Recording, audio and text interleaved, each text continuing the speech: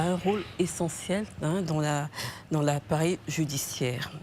Il représente le ministère public ou le parquet et est en charge de défendre les intérêts de la société devant les juridictions de première instance. Alors, dans le cadre de ces missions, lorsqu'il est saisi d'une plainte, il décide de la suite donnée à la plainte. Il supervise les enquêtes.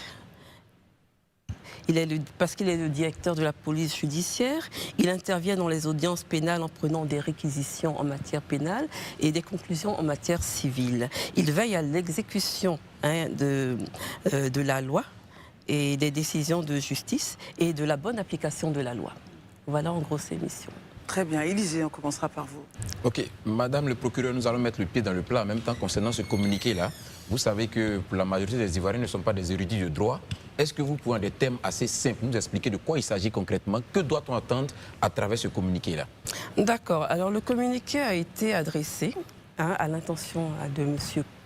Assalé Tiemoko, parce qu'il il a saisi le parquet d'Abidjan d'une dénonciation et une plainte contre une procuration spéciale qui a été découverte à l'occasion d'une procédure judiciaire initiée par Dame Traoré qui a défrayé la chronique, une procuration judiciaire spéciale qui s'est avérée fausse, également pour dénoncer la nationalité frauduleuse de M. Komé, qui est censé être à la fois malien et ivoirien, mais de façon frauduleuse. Alors, la dénonciation faite devant le parquet, lorsque la dénonciation a été faite devant le parquet du plateau, le plateau nous a transmis cette procédure parce que c'est Bingerville qui est compétent en la matière. Parce que les terrains se trouvent à Djorogobité, qui est du ressort de Bingerville. Parce qu'il faut savoir que chaque tribunal a un ressort de compétences bien déterminé, et Bingerville est compétent pour tous les terrains qui se trouvent à Djorogobité 2, Bessikwa et aussi Bingerville bien sûr, les villages environnants, une partie des procédures du 18e, une partie des procédures du 35e et bien sûr les procédures du 40e arrondissement de police. Très bien. Élisée relance avant Herman. Oui, Madame, on a lu un peu ce sujet-là, j'ai compris ce que vous avez dit, mais quand on lit le communiqué, vous avez dit tout à l'heure, c'est un communiqué en réponse à M. Antoine Assalé par rapport à ce que nous savons concernant le cas Komé. Oui. Mais il y a une des dispositions ici où il est dit que l'affaire était déjà portée en plainte, d'où la classification de sa plainte. D'accord. Effectivement, monsieur Assalé a dénoncé des faits relativement, je l'ai dit, à cette procuration spéciale judiciaire qui a été découverte. Lorsqu'il a saisi le parquet du plateau qui a transmis au parquet de Bingerville, Bingerville était déjà saisi d'une plainte concernant ces faits.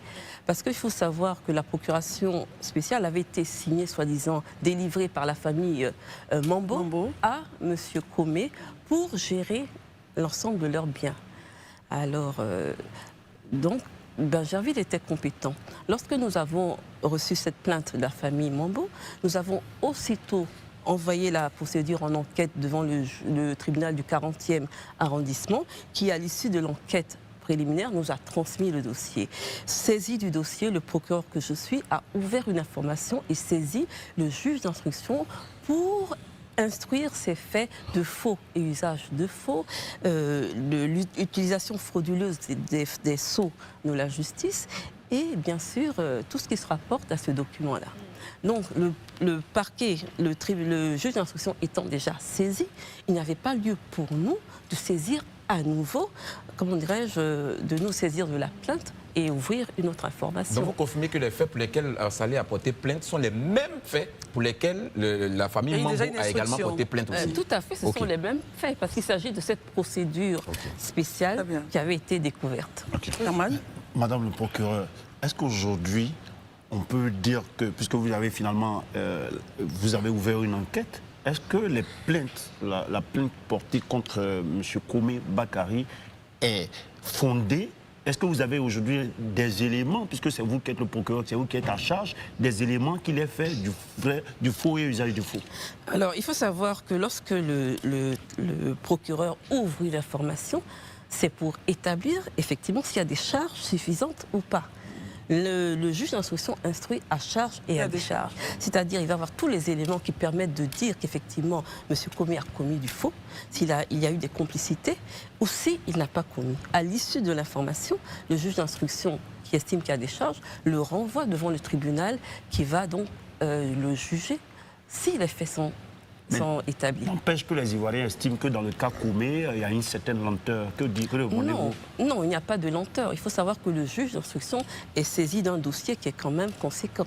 Il y a plusieurs victimes, il y a près d'une quinzaine de victimes. Il faut entendre chaque victime, recueillir sa constitution de partie civile, vérifier, faire des confrontations, et puis le juge d'instruction ne reste pas dans son bureau. Il va aller au ministère de la Construction pour vérifier est-ce qu'effectivement les documents que M. Comé a obtenus sont des vrais ou pas. Donc l'affaire est toujours en cours. L'affaire est toujours en cours. Ce n'est pas une mince affaire. Pascal? Oui, pour ma compréhension, Madame le procureur, permettez que je me dise donc qu'il n'y a aucune crainte à avoir. Nous sommes rassurés. Monsieur Comé Bakary est bien donc, enfin en tout cas l'affaire est en cours d'instruction pour les délits de faux usage de faux et fraude sur la nationalité. Alors, c'est deux choses différentes. Il faut savoir, absolument. Oui, il faut savoir que devant le juge d'instruction, c'est par rapport à la plainte de Mme Traoré qui a défrayé la chronique et tous les plaignants sur le fait que des ACD auraient été délivrés en fraude des droits des premiers acquéreurs. Là, le juge d'instruction est effectivement saisi. Le deuxième volet de la plainte porte effectivement sur la nationalité frauduleuse de M. Comé. Alors, il faut savoir que le procureur que je suis n'a pas attendu la dénonciation de M. Assalé pour entreprendre des démarches et instruire sur ces faits de fraude à la nationalité. Dans le cadre de cette procédure, la brigade de recherche a été saisie pour entendre M. Comé sur la nationalité qu'il a acquise. Le procureur s'est déplacé personnellement pour aller à la sous-préfecture de Bingerville pour vérifier l'authenticité de l'extrait d'acte de naissance qu'il a. Nous avons également décidé, avec tous ces éléments, de scinder la procédure et de saisir d'abord la juridiction civile. La juridiction civile qui va dire qu'effectivement, les documents que M. Comé a en sa possession ne sont pas, comment dirais-je, ne sont pas authentiques et lui interdire d'en faire usage. Une fois que cette procédure sera terminée, puisque nous avons le procureur a une compétence exclusive pour contester la nationalité d'un individu. Donc le tribunal, quand le procureur a saisi le tribunal de Bingerville d'une action en annulation de l'extrait d'acte d'état civil et en contestation de la nationalité. Très bien. Juste, relance, Pascal ? Juste une petite relance. De ce fait, il y a certains de nos concitoyens qui se demandent, vous avez dit si c'était avéré que cette nationalité, que ces documents étaient frauduleux, déjà la première injonction serait qu'ils ne les utilisent plus. Il y a des concitoyens, je le disais à l'instant, qui se demandent si M. Comé Bakary est toujours libre de tout mouvement et si oui, pourquoi ? Très factuellement. Alors, le juge d'instruction qui est saisi de la procédure a la possibilité de mettre les personnes inculpées sous contrôle judiciaire. Et c'est la voie que le juge a choisie, de le mettre sous contrôle judiciaire. Mais ça ne veut pas dire qu'il est libre de ses mouvements. Il est astreint à des obligations, il doit se présenter de façon régulière devant le juge, il a déposé son passeport, il ne peut pas sortir du territoire sans autorisation. C'est pour dire qu'il n'est pas totalement libre. Mais on a vu ici que pour des faits souvent minimes, des gens ont été inculpés ou placés d'abord. On ne va pas comparer des choses qui ne sont pas comparables. Le juge d'instruction choisit le mode de poursuite et la loi lui permet de mettre les personnes sous contrôle judiciaire. La procédure suit son cours. Daouda ? Alors, le procureur, vous allez me permettre vous allez faire un peu de pédagogie, parce que dans le conscient collectif, puisque nous sommes tous vraiment un peu embêtés avec le droit. Les Ivoiriens, certains Ivoiriens se plaignent du fait que quand il s'agit de certaines procédures, ça va très vite. Mais quand c'est d'autres procédures, ça prend assez de temps. Donc vraiment, sur ce plateau, faites de la pédagogie. Pourquoi certaines procédures sont longues, très longues, et par contre, d'autres sont très rapides? Bon, tout dépend. Tout dépend. Tout dépend. Quand des dossiers sont en instruction, des dossiers où il faut vérifier effectivement qu'il y a eu un transfert d'argent, bon, le transfert est avéré, qu'il y a un faux, on peut rendre une décision rapidement. Mais quand les faits sont plus complexes, quand il y a une multitude de plaignants, quand il y a des vérifications à faire, c'est sûr que la procédure durera plus longtemps. Il faut savoir que le juge d'instruction doit rendre sa décision dans un délai raisonnable. Voilà. Lorsque, par exemple, combien de temps, par exemple? Bon, un délai raisonnable, je dirais, en fonction des faits. Si dans une de ces procédures, il y a une personne qui est en détention provisoire, le juge d'instruction a 6 mois pour instruire. Donc, voilà. Si ce sont des faits criminels, le juge d'instruction a 8 mois pour instruire. Donc, il y a des délais raisonnables à observer. Dernière relance, Pascal. Madame le procureur, est-ce que dans le cadre de l'affaire Comé Bakary, vous subissez des pressions? Je ne dirais pas que je subis des pressions. Je suis un magistrat du parquet. Voilà, je dépends du ministère. Je suis un agent du ministère public. Je prends mes décisions, je ne subis pas de pression. La loi me permet de décider s'il faut poursuivre ou pas, j'exerce mes fonctions en toute, comment dirais-je, je ne dirais pas en toute indépendance, parce que nous relevons du ministère public, mais je fais mon travail conformément à la loi. Très bien. Élisée. Madame le procureur, je comprends en tout cas la nécessité d'aller pas à pas parce qu'on ne veut pas donner une décision qui ne soit pas une décision qui soit juste. On peut comprendre ça. Mais nous, en tant que citoyens, est-ce qu'il est possible pour nous, citoyens, de bénéficier d'informations régulières sur la procédure? Parce que ça aussi, c'est un problème. On a souvent l'impression qu'il y a une certaine omerta qui fait qu'on a comme l'impression que certaines personnes sont protégées. Vu la lenteur de la procédure, est-ce que le procureur que vous êtes, vous n'avez pas cette obligation-là, comme souvent on le voit sous d'autres cieux, de nous donner régulièrement l'évolution de la situation?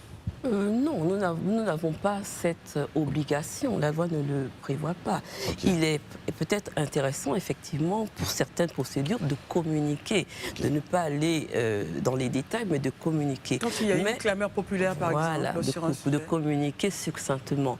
Mais il faut savoir que lorsque le juge d'instruction est saisi, la procédure est secrète. Donc on ne peut pas divulguer d'informations concernant l'information qui se déroule devant le juge d'instruction. Et dans ce cas actuel, le juge a été saisi, oui. Donc la procédure est secrète et suit son cours. La procédure suit son cours. Ok. Très bien, Herman. Très bien. Moi, j'ai mes questions, mais je voudrais ramener à l'épisode d'Assalé Tumoko.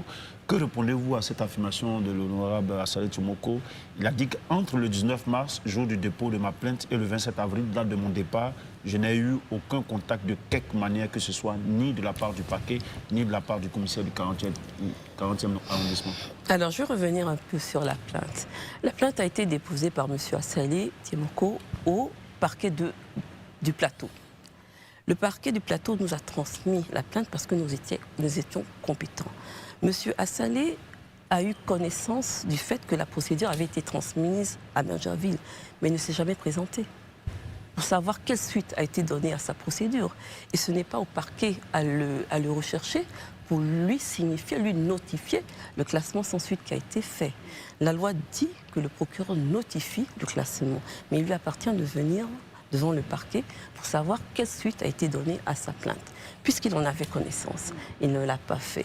Mais relativement à ces accusations, quant à la lenteur de la justice, il nous paraissait important de lui notifier le classement sans suite. Nous avons donc saisi le commissaire de police du 40e, à qui nous avons donné une convocation à remettre à M.